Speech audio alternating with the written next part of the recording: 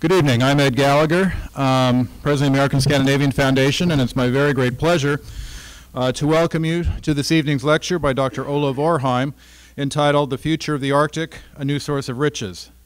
This lecture is presented with the support of the ASF Sønsteby Whist Fund and dedicated to the memory of the great Norwegian war hero Gunnar Sønsteby, who was a longtime friend of the ASF and received the ASF Cultural Award in 2001. Gunnar Sønsteby died this past May. Tomorrow, January 11th, would have been his 95th birthday. It seemed especially appropriate to remember him at this time. Gunnar was one of Norway's most honored war heroes. In 1940, he was secretly trained as a resistance fighter in England and subsequently became Chief of Operations of the Norwegian resistance movement. He is the only Norwegian to be awarded the Norwegian War Cross with 3 swords. In addition, he was decorated by the governments of Great Britain and the United States, and notably was the first non-American to be awarded the United States Special Operations Command Medal. Mr. Sønsteby's vision and inexhaustible commitment was responsible for the establishment of the Museum of the Norwegian Resistance in Oslo, which ensures that his and future generations will remember the struggle Norwegians fought on their own soil during a time of foreign occupation. He lectured extensively at schools, universities, civic organizations, and cultural institutions around the world, including more than 200 lectures here in the United States. The American Scandinavian Foundation's 2001 Cultural Award was presented to Gunnar, and I quote, "in recognition of his efforts to advance the understanding and appreciation in the United States of the challenges confronted and the resistance efforts undertaken by the Norwegian people during World War II." The Sønsteby Whist Fund was established in 1998 to support lectures and programs at Scandinavia House that would increase Americans' knowledge of Norway, with special emphasis on World War II, as well as other objects of particular relevance to the Norwegian nation and of particular interest to Gunnar. The fund was created by Andrew Whist, ASF trustee from 1994 to 2009, and we're delighted that Andrew is with us tonight. And he created it in honor of Gunnar Sønsteby, whom he described as his dearest friend and great inspiration. Like all Norwegians, Andrew was awed by Gunnar's acts of heroism and his dedication to Norway, but also considered him to be, and I quote, "the most effective man he knew and also the most humble." I and a number of my colleagues here at ASF came to know Gunnar during his visits to New York, when ASF often presented his lectures. I also saw him often in Oslo, notably when he hosted the ASF trustees at his Museum of the Norwegian Resistance in 2007. But the memory that perhaps remains brightest is his moving speech of acceptance at the ASF 2001 Gala, when he received the Cultural Award only 4 weeks after the tragic events of September 11th. His compassion at that event was as stirring as his heroic history and his fierce dedication. His memory provides an ongoing inspiration to all of us. I'd now like to invite Her Excellency, the Consul General of Norway, Sissel Bray, to please come to the podium. Sissel.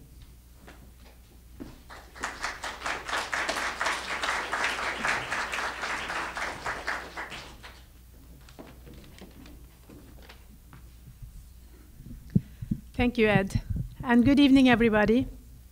As the Norwegian Consul General in New York, I'm very pleased to be here tonight, and I believe this lecture series is an extraordinary fitting way of honoring the legacy of Gunnar Sønsteby. Although Sønsteby is to many Norwegians the face of our country's resistance during the Nazi occupation and the symbol of our grave and decisive past, Sønsteby was a man thoroughly dedicated to the future. He believed in education, and he trusted the spirit of the youth to prevent what he feared the most, that the mistakes of previous generations were to be repeated by the next. This is why he spent so much of his life touring schools and giving lectures, doing exactly what we are doing tonight, sharing knowledge and enlightenment, connecting the past and the future, and making sure that our collective wisdom and experience are not lost. I want to thank Ed Gallagher and his team at the American Scandinavian Foundation for both arranging and housing this lecture. And a very special thanks to Mr. Andrew Whist and the Sønsteby Whist Fund for making this all possible. And of course, a huge thank to Dr. Olav Orheim, coming all the way from Norway to give this new lecture series its inauguration speech. As one of Norway's most distinguished polar experts, few others have seen to the same extent how modern lives affect our planet. Sønsteby spent his life talking about the greatest challenge of his generation. Olav Orheim will be talking about maybe the greatest challenge of ours. I'm very much looking forward to your lecture, Mr. Orheim. Thank you all.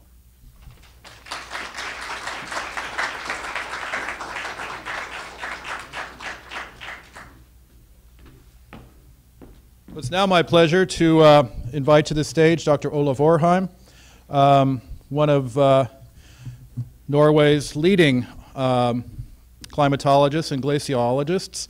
He is, lost my notes.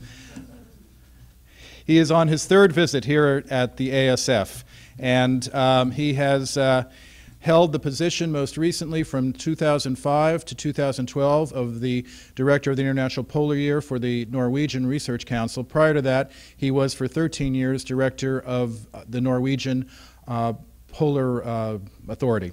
And he is really one of the leading experts on the Arctic and polar matters, not only in Norway, but throughout the world. So it's a great honor to have him join us again here at Scandinavia House, and I ask you to welcome him. Olav Orheim.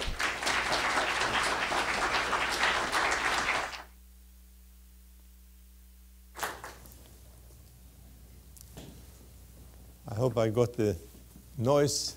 You can hear me? Have I done this right? Yeah, okay. I'm enormously pleased and also humbled by being invited to be here today, because Gunnar Sønsteby, for all us Norwegians, is a very special name and a very special person. I met him only a few times in my life, but had a connection in the sense that one earlier director of the Norwegian Polar Institute, Tore Gjelsvik, was a very good friend of Gunnar Sønsteby. Tore Gjelsvik was also a wartime hero, and I met Gunnar in connection with the celebration parties at the Tore Gjelsvik's home, because Tore and I became friends. And of course I met Gunnar also when I was coming over here on an earlier lecture, which Andrew Whist was involved with, because I think Andrew wanted to check me out and ask Gunnar to do this. There could be other details in this that I'm not familiar with.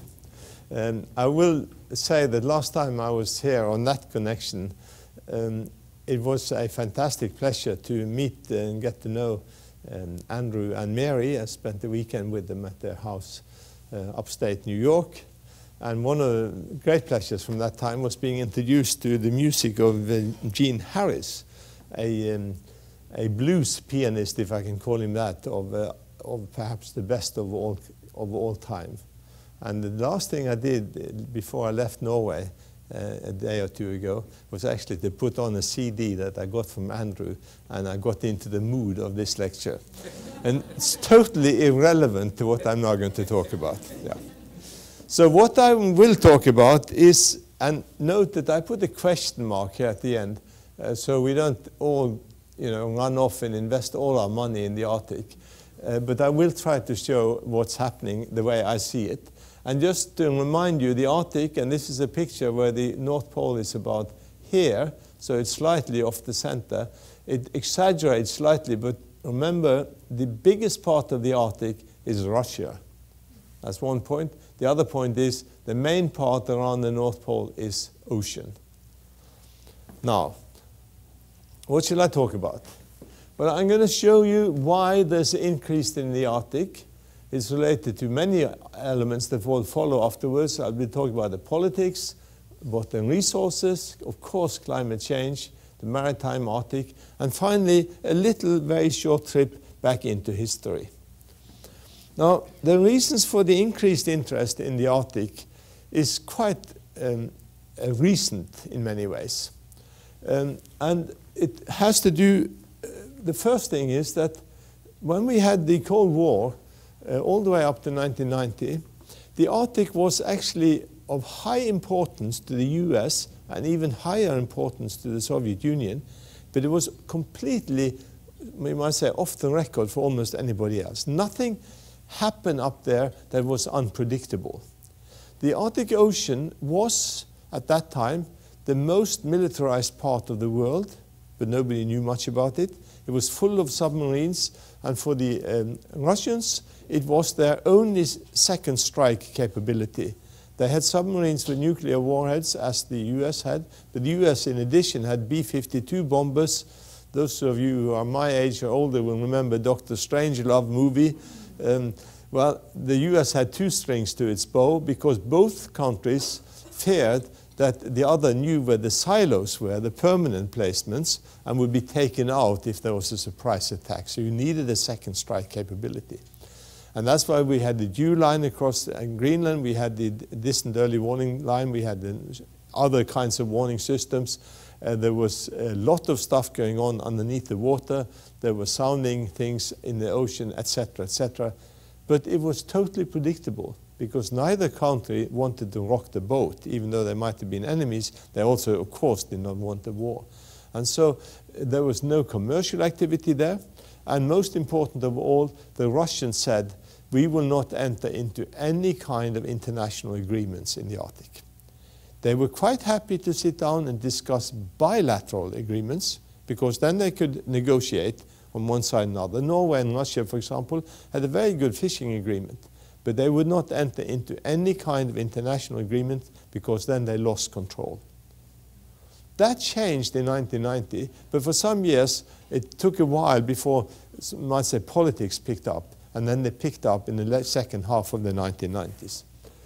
Of course, at that time we were still on a low price of oil and gas. That has changed completely, as you all know very well. We have seen offshore technological solutions come along that didn't exist, and finally we have climate change. Now, I'm standing here today purely in my personal capacity. I'm not talking on behalf of the Norwegian government, but at one point or another I had been involved with that. And 9 years ago, for the first time, Norway decided to set down a public commission, which I chaired, to investigate Arctic policy. And we produced what's called in Norwegian, Norges offentlige utredning, a Norwegian public investigation, which, when we delivered that led to a parliamentary debate in the early part of 2005, in June 2005. And we had a change of government that autumn. And the first thing our new foreign minister, Jonas Gahr Støre, said in October that year was, the Arctic is, or the high north, as he said it, is the most important arena for foreign policy in Norway. He didn't say it was one of the most, he said it's the most. Yeah. In 2003, when we were traveling around and in talking to leading politicians, our impression was in the US that the Arctic was not on the scene at all. When we were in Moscow, we got a slightly more interest, but again, not very high. So in 2003, we overestimated the international interest on politics of the Arctic Ocean in 2003. Here in the US, of course, it was all Homeland Security in 2003. The Arctic was far off. Well, that changed over the next 3-4 years. There were many different events to cause that, but we underestimated the speed of climate change. And in 2007, 2008, the US and Canada developed Arctic policy papers. And the one that was done in this country was done in December 2008, I suspect, in good collaboration between the outgoing administration and the incoming Democratic, because it was produced just before there was the change of policy. And that US Arctic policy paper in 2007 is very, very different from what, or 2008, from what we heard in 2003. There's a very clear, precise saying what the US wants to achieve in the Arctic. And of course Russia, which always is big in this, has had a policy. So what are the politics? And I'm not going to talk more about politics. I'm going to get rid of that, but go through that. Because the situation here is, first of all, what is the Arctic? Some people define it as 60 degrees latitude. That would actually include most of the part we think of as Canadian Arctic climate on Canada. But it would also include cities like Oslo and Stockholm and Bergen and Helsinki, which we don't think of as Arctic at all. It's a long time since the US stationed troops in Norway got their Arctic addition to their pay, but they used to do that in the 1960s and 50s. They actually had extra Arctic pay if they were stationed in Oslo or further north. Well, a more common definition used by most people who work with Arctic issues is to say this red line here is the place where the mean temperature of the warmest month in summer is only 50 degrees Fahrenheit or 10 degrees centigrade. North of that, there is no summer months that reach 50 degrees Fahrenheit. South of that, they do. It coincides more or less with the tree line, not quite. The trees are sometimes north and sometimes south of this. But it is I might say, a living situation where it's cold in the winter, very cold. In this definition, 4 million people live in the Arctic. When you look on that in total global population, it's tiny. Only 320,000 of those, again, are indigenous. When you think about that, when you hear all this about indigenous people, I know there are Canadians here, in Canada you hear only almost about indigenous people, and yet there are many more non-indigenous people living in Arctic Canada than there are indigenous people. So this is, they have in Canada subsoil rights, and in Greenland it's now nearly completely home rule, Greenland rule over Greenland. It used to, as you know, be a colony under Denmark, just like Norway was 200 years ago, or more, less than that for that. But Greenland is changing very fast. There are also indigenous groups in North Russia. They have almost no rights at all. So there's a big difference from around in the Circumarctic. Now, in 1996, something was formed called the Arctic Council, and it consists of the 5 Nordic members, Canada, Russia, and United States. And they are the ones who now make administration and discuss politically what's happening inside this area, roughly bounded by the red line. It used to be that there were a large number of unsolved legal issues in the Arctic. But the interest in the Arctic is also pushing the individual countries to solve their issues.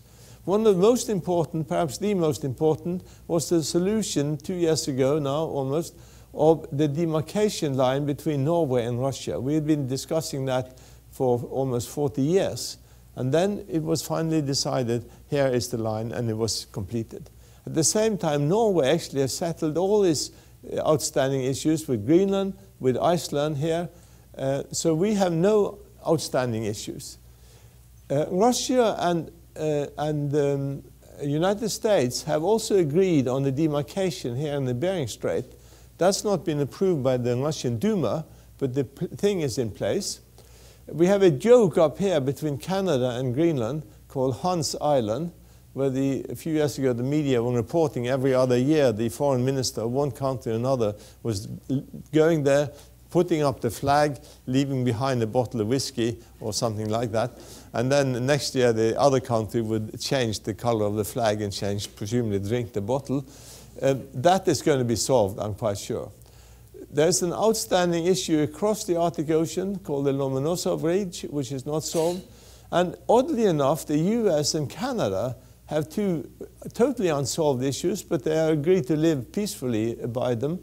And one is how you draw the demarcation line out from here, out into the ocean.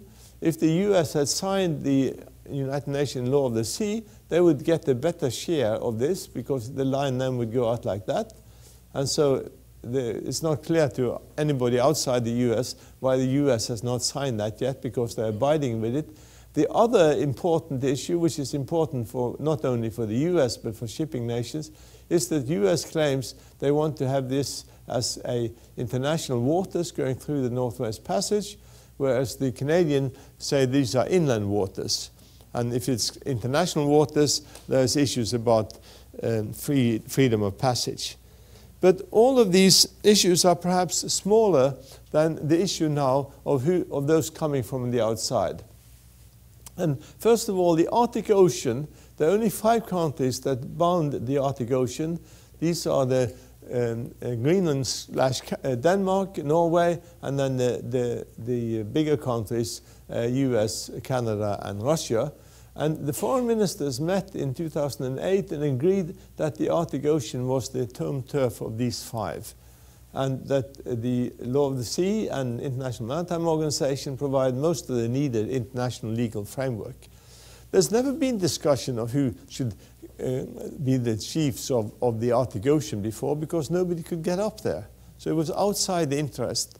But when other countries like China and others start saying, we want to take part of the action, then these 5 were saying, rightly in my view, that look, this is just another inland waters. It's like the Mediterranean. It's the countries around the Mediterranean that are deciding on that. We should be deciding on the Arctic Ocean. There's nothing special about it, except there's much more ice there than anywhere else. However, the 5 met also caused some friction with the 8 of the Arctic Council, and now we have the completely new situation, only in the last few years, that we see that China, India, Korea, Japan are all very interested up there. China more perhaps than anybody else, but also European Union is now want to become a member of the Arctic Council, and a number of other European countries who are not there want to be not only within the Arctic Council as observers, but they also want to have a voice within the meetings of the Arctic Council. It will change the Arctic Council completely. It's very likely it will happen. Norway has been holding out on China becoming a member. That's the media impression. That's not untrue. But almost certainly the Soviet or Russia now have been hiding behind Norway because they don't want to see the Chinese coming inside either. But the China is, as you all know, a big player, and we're going to see them. They're building now their second icebreaker, incidentally, and they don't have need for icebreaker in their own waters. So many things are happening up there, and I will now try to tell you why. But just to conclude on this, and these, as I say, are my personal reflections. First of all, these disagreements are exaggerated in the media. All the countries up there are looking on this as a peaceful arena for peaceful solutions. And I'll give you one example. Otto Nikolaevich Chilingarov, who many of you will have heard the name of, he was the one who led the expedition with 2 submersibles that went down on the seabed, 4,000 plus meters under the North Pole in August 2007. That caused an enormous media splash all over the Western media. He was there basically on a fun trip. This guy, I've known him since 1980s. He loves to do flamboyant things. He's flown to the South Pole. He actually had a Swedish friend who paid for that whole trip. It was not financed by the Russian Foreign Ministry or by the government. He is, of course, Putin's chief advisor on polar affairs. And this guy, Chilingarov, was the vice president of the Duma. So he's not trivial politically, but he loves to do flamboyant things. And that was what he was out to do. Suddenly it became that Russia is occupying North Pole. It was not really that case. And so most of those who make the biggest statements know too little about the issues, and all the countries agree that these conflicts must be solved at the lowest possible level. So, with that background, I will now show why are these countries, also from the outside, getting interested in the Arctic and what's happening. In 2002, the United States Geological Survey published an analysis of Arctic oil and gas resources that said that 25% of available resources are found in the Arctic. And to put that into perspective, most of the gas and oil resources at that time and now were predicted to be in the Middle East, but there was almost zero in the rest of Africa, almost nothing at that point in most of North America, and nothing almost in South America except a bit in Brazil, and also very little in Asia. Arctic was the second biggest area after the Middle East. And a place where 4 million people live, this was, of course, interesting to anybody who was concerned about the big power politics. In 2008, we got a renewed analysis, and you may not immediately see how this is the Arctic, but you see Greenland here, and we actually have North America here, and these are all different degrees, levels of how much gas and oil, etc., is to be found. And what you can see from this analysis, this is the 66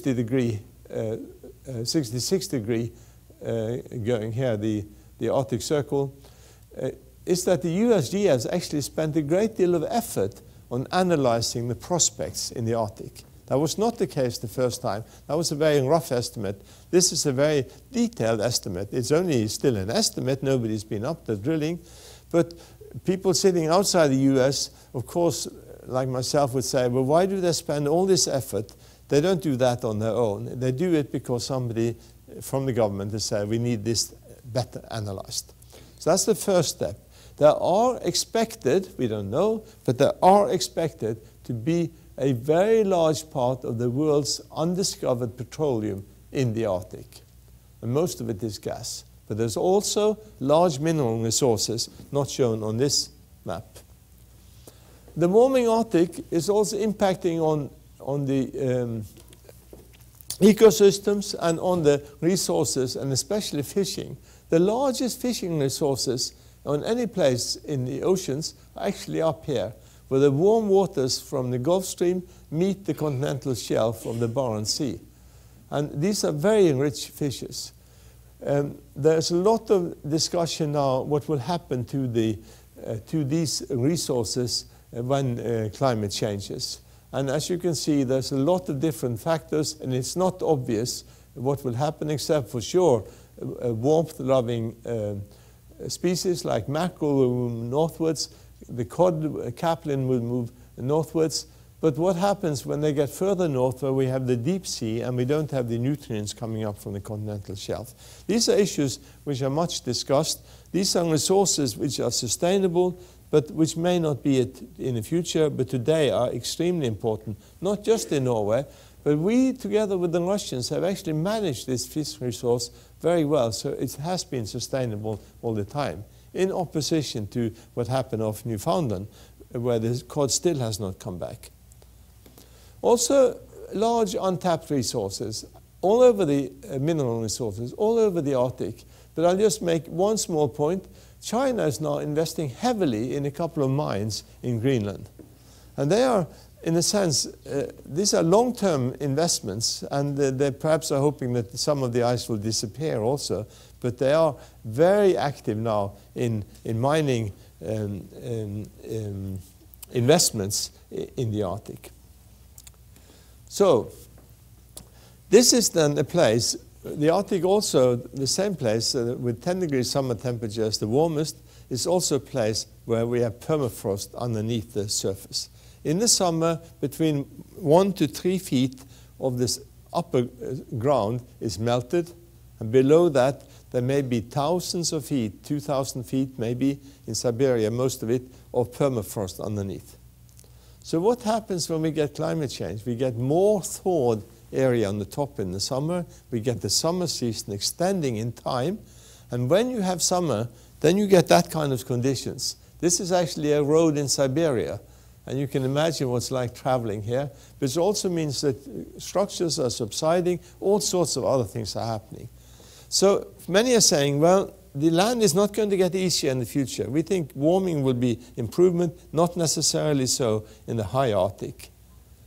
But in the maritime, the situation is very different.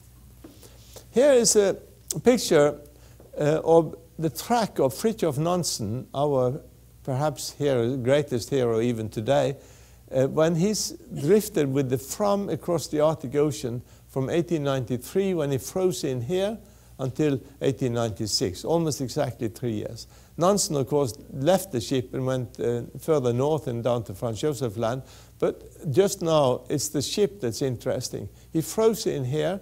On this map, I put the 2007 ice conditions in the Arctic Ocean. Every year since 2007, we've had the same situation. There's been no ice at all where Nansen was, The ice has been going backwards. Most of the years have been less, and this year, as I'll show you in a moment, even less than ever. But even if we had been in 2007, Nansen would have had to sail up to about here with Fram to freeze in. And the ice is moving much faster, so he would have been out again of the ice in about half a year. He would actually not become a hero. It takes more than half a year in the Arctic to become a Norwegian hero. You have to make it at least for a couple of years. So if he'd ever tried in today's conditions, which of course he wouldn't even have tried, things would have been very different. On the 19th of September last year, 4 months ago, this was the situation. This is the ice that was left in the Arctic Ocean at that time. As I say, Nansen froze in over here. Here's Novaya Zemlya, Franz Josef Land, Svalbard. Enormous change in the situation. So what's actually happening now with the climate in the world and in the Arctic? I'm going to concentrate on the Arctic, and I'll try to give you a couple of examples. But of course, as I've said before here, we already know we have global warming. The issue actually is not whether we're having global warming, because everybody, even climate skeptics, agree on that. The climate skeptics don't believe that we humans are influencing it. I do believe we are. The interesting thing about glaciers, which is what I've been studying, is that they integrate climate change over several years. And so we are seeing the changes not for a single season, but we are seeing the big changes. And your senator at that time, Hillary Clinton, visited us in 2004. And here we are on Svalbard, and I'm showing you actually this thing. We were up on Njolesund. This is the Blomstrandbreen in 1928, and here's the glacier in 2002. You recognize the same mountains back here, and you see the huge differences that have taken place over these years.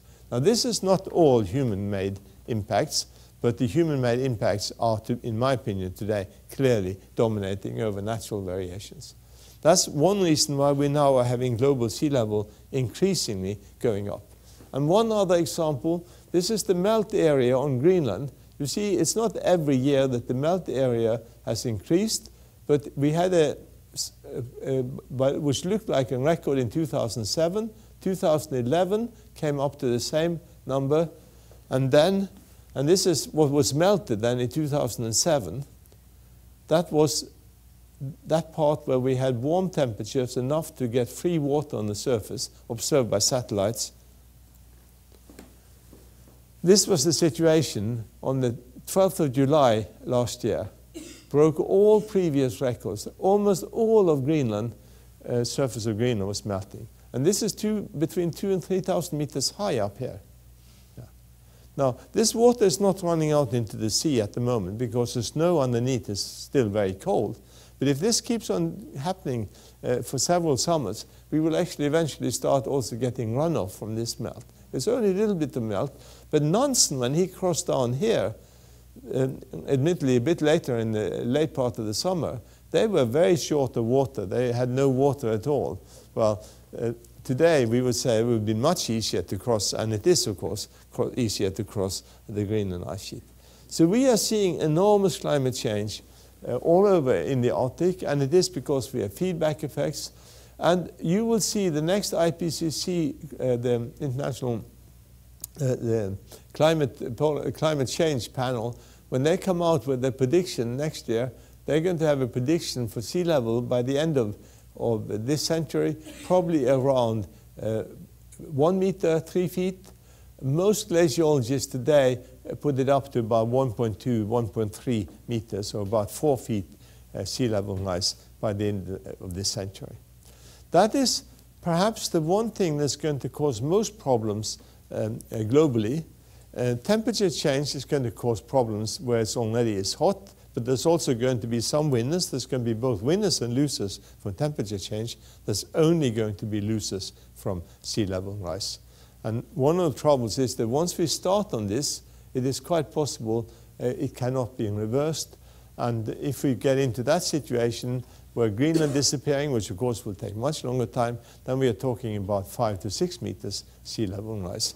That would be a big hardship in cities like this one that we're in now. So To finish on the climate part, before I get into a little bit other interesting things about the Arctic Ocean, just a few comments on can we predict what was going to happen? And one of the big issues now, and recently started big programs, is can we do something better predictions of climate at lower latitudes?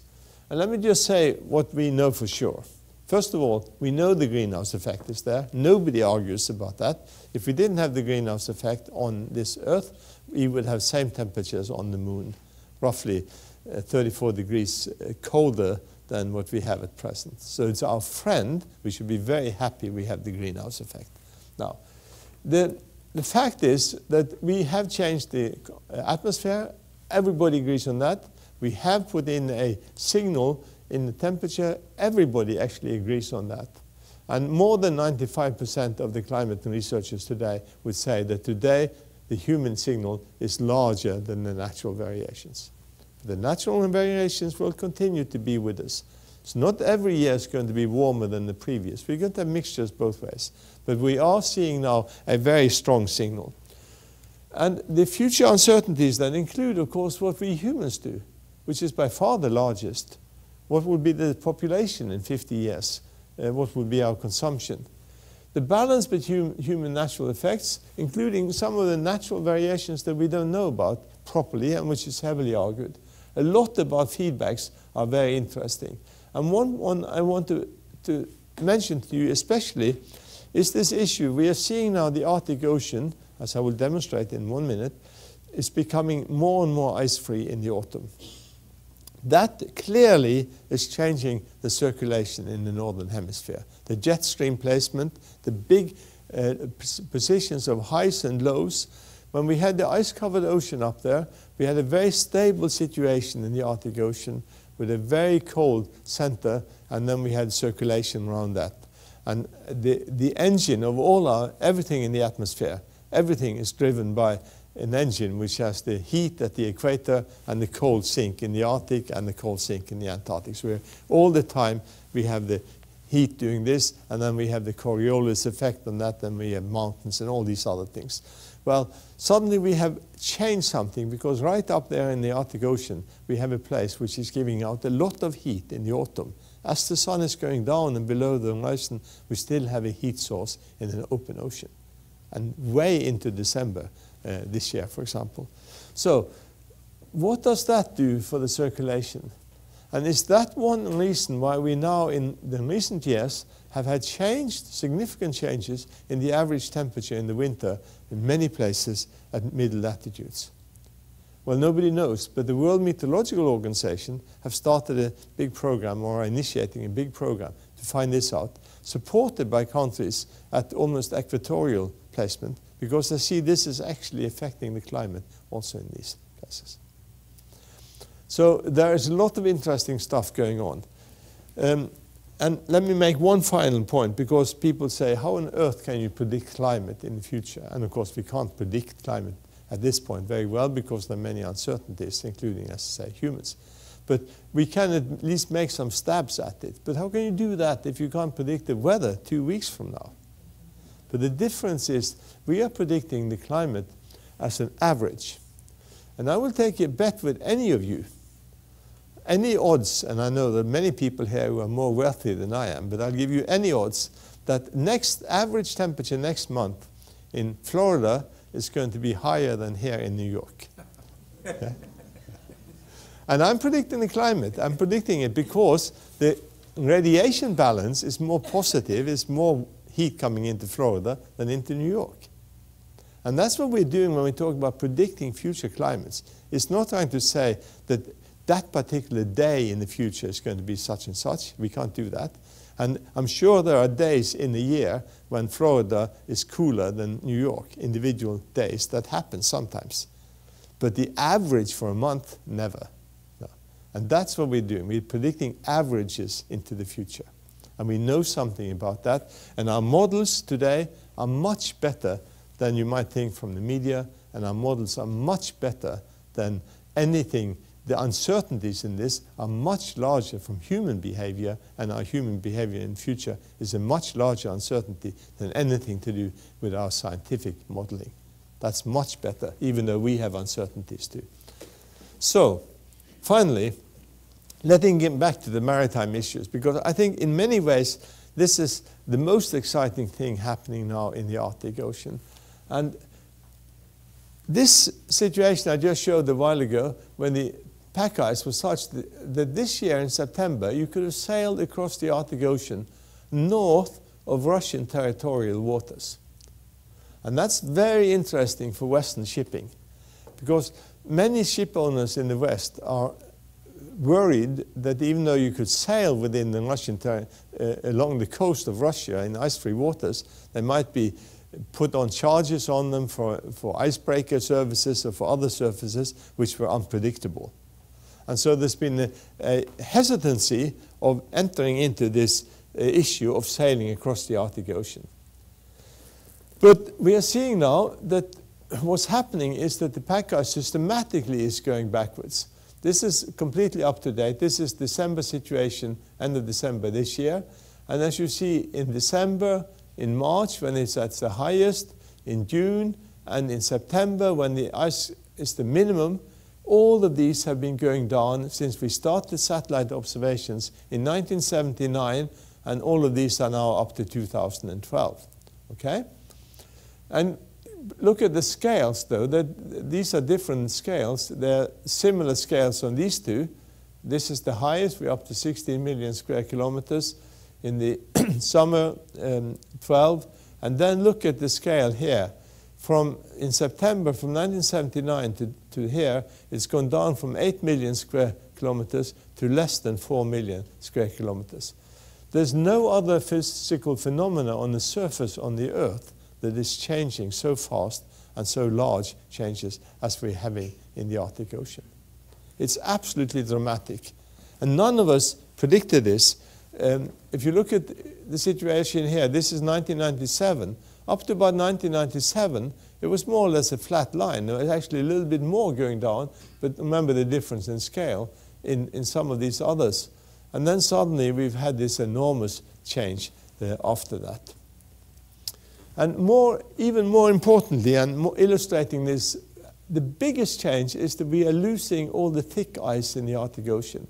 The white here is 5-year-old ice, the yellow is 4-year-old, green is 3-year-old, 2-year-old, 1-year-old. The 1-year-old ice will never disappear because completely until we get ice-free summers. But in the winter, we will always get new ice forming in the Arctic Ocean. Arctic Ocean will always be freezing in the winter. The sun is below the horizon, that will always happen.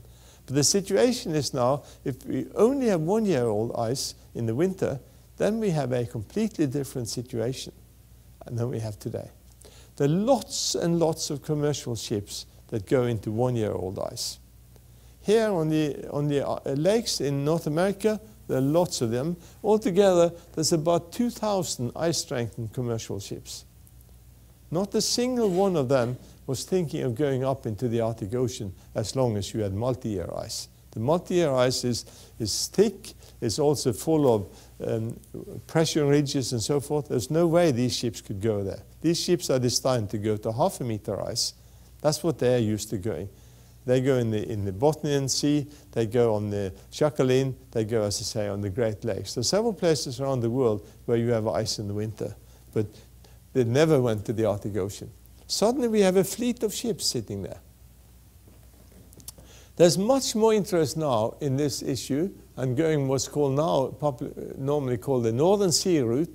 And as you can imagine, the Northwest Passage, which is more complicated, is catching media attention, but not much attention from the ship owners. But I'll show you how fast this has changed. In 2009, the Arctic Council commissioned something called the Arctic Marine Shipping Assessment. And what they wrote in 2009 was correct, but it was completely incorrect 3 years later. They said nobody's going to build new ships to go up to the Arctic Ocean. The cost of building a ship to handle the Arctic Ocean and the thick ice is too big because you cannot use that ship the rest of the year. But now we're seeing ships are sitting there, already built, who could be going up to the Arctic Ocean in the autumn. They thought this would not be coming about in a foreseeable future. Well, in 2010, we saw the first big ships going up there. Here's a Russian icebreaker. At that point, the Russians insisted that you had to go with icebreaker. But when this one went across the Baltica, they said they hardly saw any ice, and there was no ice that would have worried them. But the Russians insisted on the icebreaker and that they should be paying for some of that. In 2011, it was no longer difficult to obtain permission. The Atomflot, which operates the Russian icebreakers, and Northern Sea Route Administration were giving service. The largest vessel was 162,000 ton. Largest bulk carrier was 75,000 ton. First seismic vessel, first international cruise vessel. Speed record was to go from Norway to Bering Strait took 8 days. Now, if you compare that going from Europe to China through the Suez Canal, you understand there's a bit more, of course. There's not all the way down to China, but nevertheless, there's a huge saving in time. Now, there's still skepticism on the West that, okay, so these are now giving us good service, but they're waiting for the volume to increase, and then they will put on the tariffs. And that may be true. Putin announced in 2011, Russia will build 26 ice-going tugs that will be stationed all the way along the Russian coast, all the way along the north, to provide services for ships going there. Still, at this point, it's a tiny amount compared to the Suez Canal. It's not even 1% of the Suez Canal at the moment. So it's not yet an revolution. But we see the big ships coming, and at the same time, there's something which is very interesting. In the last few years, as you very well know, we've had total change in the big picture when you're talking about gas. The US is becoming self-sufficient with shale gas. And in Norway, at Melkøya, northern Norway, they built the LNG terminal, and the Statoil bought the LNG, or bought themselves into LNG terminal close to Baltimore, planning that the LNG, liquid natural gas, was going to be shipped to the US from northern Norway. But what's the situation now? There's maybe no shipping going to the US, probably going the other way. At the same time, Asia is looking for LNG. And so we're seeing some other, totally independent of what's happening to climate change.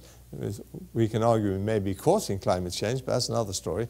But we are seeing shifts in geopolitics. And suddenly the fact that you're producing gas in the northern part of Europe and want it in Asia, then the trip to go all the way around the Suez Canal and all the way around, or even further going around Africa, makes a huge, even much larger difference in the transport. And so that's one of the drivers in what we are seeing now. And this is the situation of ships going across the Northern Sea route. In 2010, before 2010, there was 0. The only ships going there were Russians.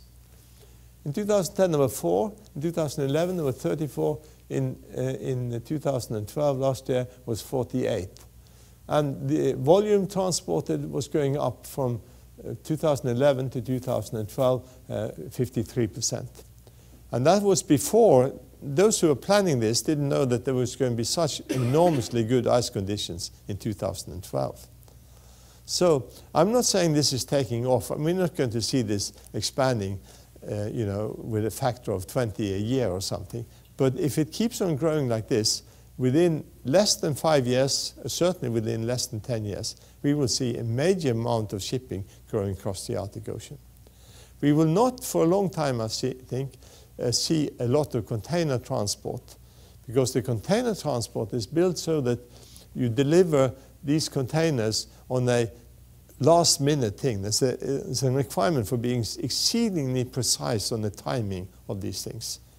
That's the way the business operates, at least that's what I'm being told. But bulk carriers, iron ore, LNG, oil, these things that are big volume things, and if you can speed up the transport, you save money, of course. You incidentally also reduce the climate emission.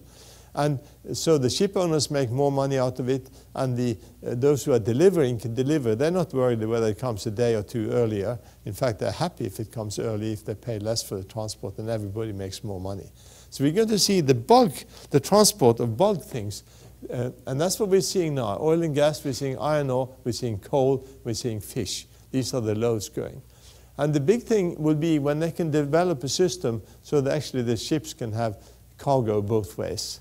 That's not been so much cargo going back, but there has been cargo also now going from Asia and back to Europe. There's a lot of challenges in this, fascinating challenges, because this is completely outside the realm of thinking only a few years ago. There are, of course, the natural hazards, where icing in weather forecasts, the fact that when you are in temperatures below freezing and if you have high winds, you get ice freezing on your structures, and that can make a ship topple over in the worst case. You have to make things, you have to be able to heat the superstructure, you have to be able to do things to get off the ice. Yeah, we're actually hitting the ice off. That's not a good thing to do on a big ship, or not very possible. We have the issue of icebergs, but there are practically no iceberg sources on the Russian side of the Arctic. So we don't have icebergs on that side. But we also require knowledge, we need surveillance, we need all sorts of agreements which are not yet in place, but will come there, I'm sure. It's also, of course, exciting people like the record seers. And it's 4 years ago that the first people tried to paddle from Spitsbergen to the North Pole, which was, of course, was totally unsuccessful. It wasn't that open. But in 2010, 2 sailing boats went through the Northwest and Northeast Passage in one season. They started more or less from Norway, and then they sailed all around the Arctic. Remember, the first time the Northeast Passage was circumvented by Nordenskjöld, it took him 2 years. And when Roald Amundsen went through, it took the first time, it took 3 years. So there were 2 sailing boats without any ice strength going through in one single summer season, what took in the past 5 years to go through. Of course, these adventurers also have their hazards, and if you can see here, there's a polar bear waiting for food to arrive. Yeah. And of course, the challenges of human error. We cannot ignore that when we're moving into a new area. All the big accidents not only in the Arctic, have been related to human error. Exxon Valdez, as we know, was probably a drunk captain. We have Maxim Gorky up in Svalbard, where it was just by luck that not several hundred passengers this got a bad time. And Explorer, even more luck, this sank in half an hour. And all the passengers were recovered because there was another cruise vessel very close by. So we are likely, and that will be one of the challenges because there will be environmental impacts, we are likely to have human errors. And we also see new people coming up there. People who are perhaps not used to dressing for the occasion. These challenges are the ones that are now facing the Arctic Council and the countries up there, and the fact that many countries want to be part of the action is not necessarily making that easier. I thought, because I'm here in New York, I was going to finish with a couple of historical glimpses, so that's not really what I was asked to talk about, but that's going to be my end line. But as you know, most of you are interested in history, will know that neither Frederick Cook, Robert Peary, or Richard Byrd made it to the North Pole. Some people in the US, of course, will claim any one of those 3. Peary had his followers for a very long time. They're much fewer now. Byrd had his followers, and of course he did an enormous amount of important work for the US later, establishing the Antarctic Research Program, etc., etc. However, his first trip, which was on the 9th of May 1926, when he flew from Svalbard to North Pole, almost certainly didn't make it. In fact, I'm sure he didn't make it, and I can argue this with anybody later. But I want to tell you a little story about that. 3 days later, incidentally, Roald Amundsen, who I will get back to, sailed over there. But Byrd was, there was a question raised from the beginning about this flight, because he hadn't been out there long enough to fly to the North Pole and back again. Everybody knew, or those who were involved, knew the speed of the plane. And that plane could not make it to North Pole and back in the 14 hours or so they were out. So for this to have been the real case, he would have had to have a following wind both ways, or a very strong following wind one way and 0 wind against him the other. And meteorologists investigating this found that this was not a likely situation. So Byrd claimed and said he had been there. And the president of the American Geographical Society, which is located here in New York, Isaiah Bowman, apparently accosted him on this. This was a more important society than the National Geographic Society in Washington. We were publishing a magazine. But the American Geographical Society consisted of the geographers of repute. And apparently the story goes, and I have no independent evidence except that it's been written by one author, and where he has this from, I don't know, but he writes that Bowman accosted Byrd and they walked the streets of Manhattan for hours. And Bowman was pressing into Byrd, tell me really what happened, how far did you get, where did you get to? And eventually Byrd, the story goes, said, I will deposit the full accounts of that flight in the archives of the American Geographical Society on the provision that that box is not to be opened in 100 years. Well, maybe not all of us will be here, but I'm just telling you now, it's only 17 years to that. And so those of you interested in polar history, you should be following this up. And that leads to my final point. I'm the chairman of the Fram Museum in Oslo. And we are exceedingly pleased that 3 years ago we were allowed to take over the ownership of the Joa, which is spelled with the O in English or with the Ö in Norwegian, which was the first ship to sail through the fabled Northwest Passage, the passage of Franklin and, as you know, many, many others. He sailed through here almost just over 100 years ago. Well, that ship, we acquired it in 2009. This is incidentally inside the Fram Museum, not the Joa, but it's also well worth visiting.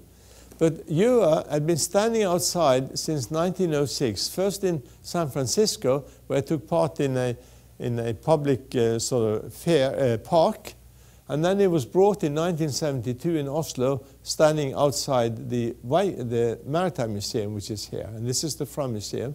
And this is from June last year when we started building the new building to house Joa, after we raised a lot of money in Norway.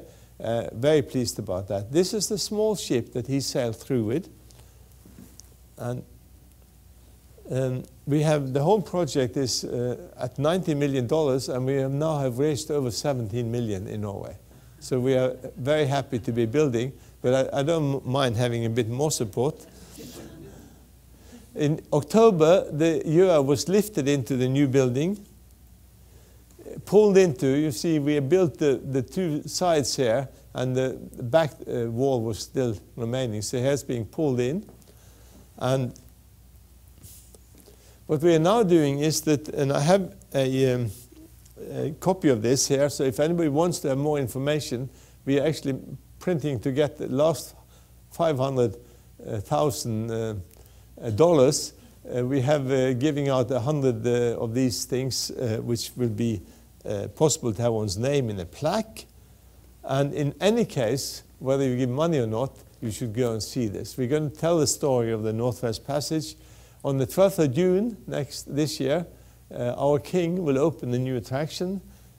He also laid the foundation stone in December a year ago when we started this work. So, and it will of course look very different. It's going to have the mast back again and all the other stuff, and we will have a fabulous attraction to show you. So if you're interested in polar history, Northwest Passage or anything else, come to Oslo, and thank you for your attention.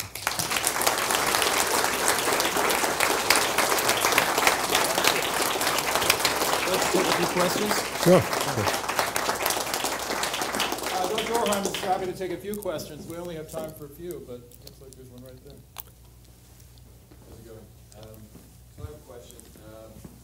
I'm curious to know if you know of any attempts with the changing climate to adapt to it, so that being in the built environment, whether from investors or architects or engineers.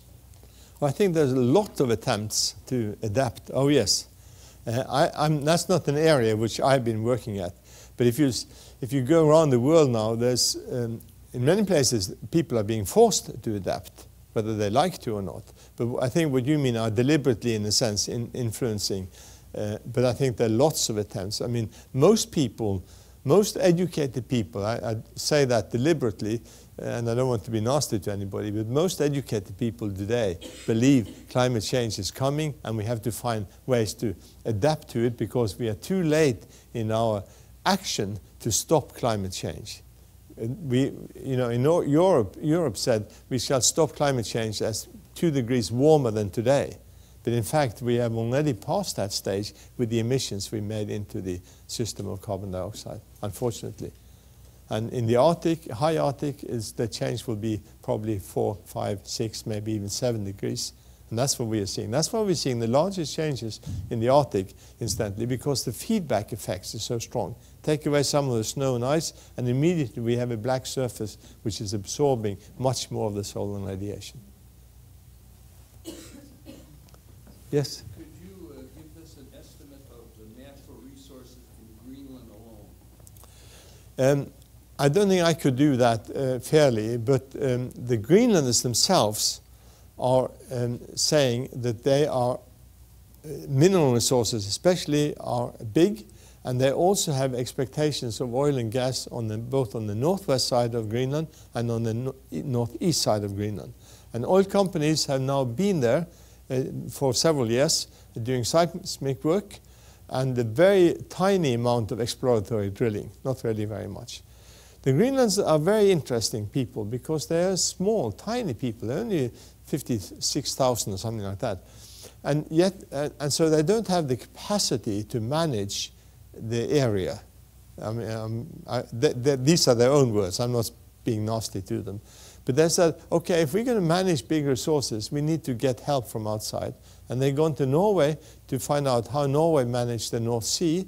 And Norway said, we will certainly help you giving advice on how to make, for example, administration and systems so you don't get overrun by big, much bigger companies who have resources much, much bigger than Greenland. So they're being very smart at the moment of playing this very safely and very carefully. And they expect to become wealthy by this. But in the agreement of becoming independent with Denmark, there's also agreement that Denmark shall get some money back once Greenland starts making significant money. Yeah. Yes? What happened a few years ago? There was talk about flights going over the North Pole, over to Asia and so forth, and that kind of got off the news and so forth. Is there still negotiation with that? Of ships going across the North? Planes. But the planes do go across, or not quite the North Pole, but they can do. But the Arctic route, if you go from Japan, you end up very close to the North Pole on some of the routes. There used to be a flight from SAS from Copenhagen to Seattle. They actually have closed it down now. And that also passed quite close to the North Pole because the distance is shorter. So it's more a question where the population concentration is. Yeah. And, I flew from Norway to here on direct flight yesterday, and we were crossing Greenland. So all the flights go northwards to shorten the distance. They don't go on the latitude band. Yeah. There was some concern years ago about the melting of the permafrost and that creating methane. I haven't heard much about that lately, but has there been a steady increase in methane? No, if you haven't heard about it, there may be because scientists really don't have the answer. But it's very, very much a concern. It's heavily debated in the science. What happens is that within the frozen ground, the methane enters into a compound, if you like, called clathrate, where the methane sits in the ice crystal, in the H2O crystal. And when you melt this, you're actually releasing methane. And that's well known. The discussion is how fast it will go and how much of it is there. But most scientists think this is a significant feedback from the Arctic, the melting permafrost. We're also seeing it from the seabed, probably, where it's also because warmer water is coming in, and we're seeing the melting ice underneath the seabed and releasing methane. I think we can have only one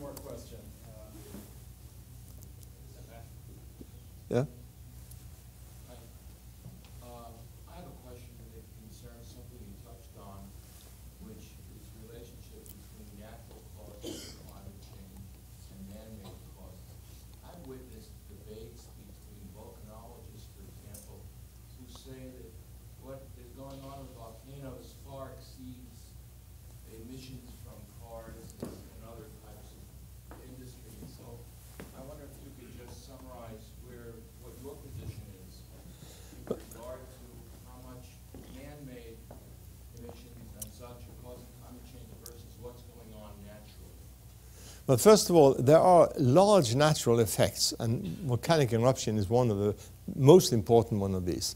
And it could be, if we have an enormous volcanic eruption of the kind that some predict will come from Yellowstone area, it could affect globally for several years. But all the big eruptions that we know about, which have been within human lifespans, I mean, some of them go way back, thousands of years back, but still within we have humans.